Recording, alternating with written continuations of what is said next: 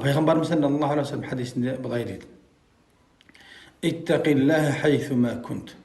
Қай жерде болма, Алла субханаху ва тағаладан қорыққын дейді. Былай қарағанда, адам баласы жалғыз қалған уақытта да, адамдардың арасында барлық уақытта бір ғана Алладан қорқу керек. Пайғамбарымыз саллаллаху алейхи вассалам бір ғана Алладан ғана қорқ деп жатыр. Кейде өкінішке орай адамдар болады, адамдардың арасында намаз оқиды, жақсы сөздер, әдемі әңгімелер айтады. Жеке қалған уақытында күнәдан өзін тыя алмайтын адамдар болады.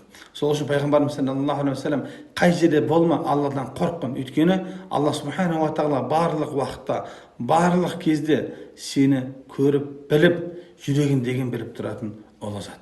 Сол үшін барлық уақытта Алладан қорыққын дейді.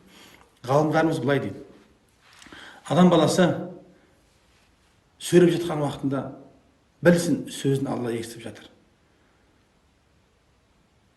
Бірнеге тыңдаған уақытында білсін, Алла субханаху ва тағала не тыңдап жатқанын біледі дейді. Және не ойлап жатқанда да ойын білсін, Алла субханаху ва тағала оның не ойлап жатқанын біледі дейді. Сонда адам баласы осы мәселеге көңіл бөлетін болса, ол иншалла жаман іс-әрекеттерге бармай, барлық уақытта Алладан қорқатын ізгі құлдардан болады иншалла. Екінші мәселе: уатба'ис саййатал хасана тамхуха дейді. Егер де бір күнә істейтін болсаң, міндетті түрде жақсы амал жасағын, сауапты амал жасағын. Өйткені сауапты жақсы амал жаңағы күнәні өшіреді дейді. Бұдан шығатын нәрсе не? Құрметті тыңдармандар, адам баласы күнә жасап қояды. Күнәдан арылу мүмкін емес. Пайғамбарымыз саллаллаху алейхи вассалам хадисінде келеді: күллі бәни адамын хаттаун.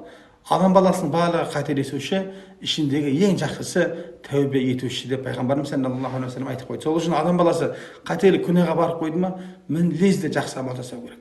Жақсы амал өткеніне жаңағы жаман амалдың күнәсін иншалла өшіреді екен. Әрине бұл жерде ескере кететін нәрсе, болды мен жаман жұмыс жасап, жақсылық жасап қойсам болды, болады екен деген нәрсе емес. Адам кейде пенделікпен жасап қойған уақытта тәубе жасап, жақсы амал жасауы керек екен. Адам баласы ең бірінші Алла субханаху ва тағаламен өзінің байланысын дұрыстау керек екен. Адам баласы, қараңыз, Алламен байланыс дұрыстағаннан кейін пендеміз ғой, күнә істеп қойдық па, тәубе жасап, лезде жақсы амал жасауға әрекет жасауымыз керек.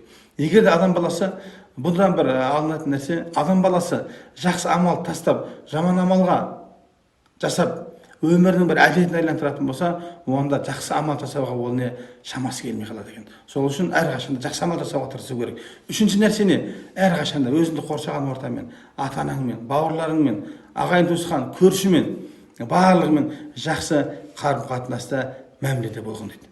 Сол үшін әрқашанда осы пайғамбарымыз саллаллаху алейхи вассалам айтқан өсиеттеріне амал ететін болсақ, иншалла Алла субханаху ва тағала бізге екі өмірдің бақытын сыйлап қояды иншалла.